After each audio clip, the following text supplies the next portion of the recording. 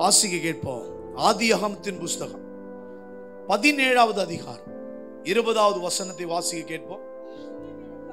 இஸ்மவேலுக்காகவும் நீ செய்த விண்ணப்பத்தை கேட்டேன். நான் அவனை ஆசீர்வதித்து அவனை மிகவும் அதிகமாக பலுகவும் பெருகவும் பண்ணுவேன். அவன் 12 பிரபுக்களை பெறுவான். அவனை பெரிய ஜாதி ஆக்குவேன். எத்தனை பேர் என் கூட சேர்ந்து ஆமென் சொல்றீங்க? இரண்டாவது எப்படிப்பட்ட விண்ணப்பத்தை கேட்டேன்னு ஆண்டவர் பேசுறார். அதுதான் நம்முடைய திருச்சபையின் வாக்குத்தத்தம். உன் விண்ணப்பத்தை கேட்பார், உன்னை பெரிய ஜாதியாக்குவார். நம்ம அடிக்கடி சொல்றோம் பத்தியா, எனக்குன்னு சொல்லிக்கொள்ள யாரும் இல்லை. நம்ம அடிக்கடி வேதனையான சூழ்நிலையில இருக்கிறோம். பெருசா போய் சொல்றதுக்கு நமக்கு பேக்ரவுண்ட் எதுவுமே இல்லை. எந்த பொசிஷன், எல்லாத்தையும் இழந்து போயிட்டோம், தனியா நிக்கிறோம். நம்மளை சப்போர்ட் பண்றதுக்கு யாருமே இல்லை. நமக்காக ஒரு இடத்தில் போய் பரிந்து பேசி ஒரு 4 நல்ல காரியத்தை செய்து கொடுப்பதற்கும் இன்னைக்கு எந்த நல்ல மனுஷனும் நமக்கு கூட இல்லை. தனியா இருக்கிறோம். நம்ம ஒரு குடும்பமா இருக்கிறோம். நம்ம பெரிய ஜாதியாவே மாறல.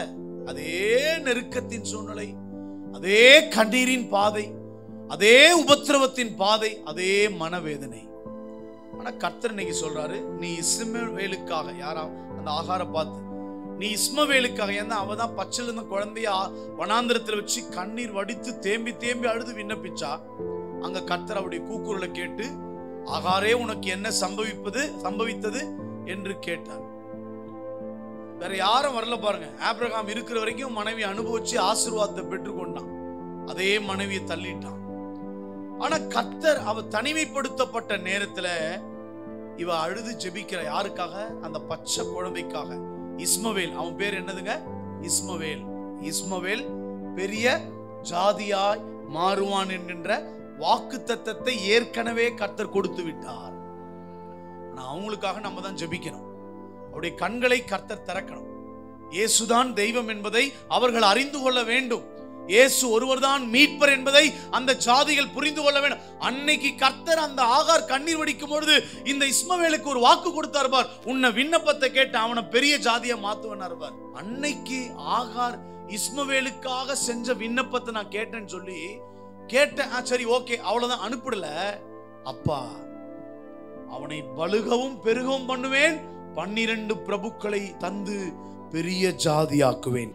உனக்கான பணிகளிலே போய் அதிகாரிகள் கண்களிலே தயவு கிடைக்க கர்த்தரே அங்க ரெக்கமெண்டேஷனை உண்டாக்க போறாரு.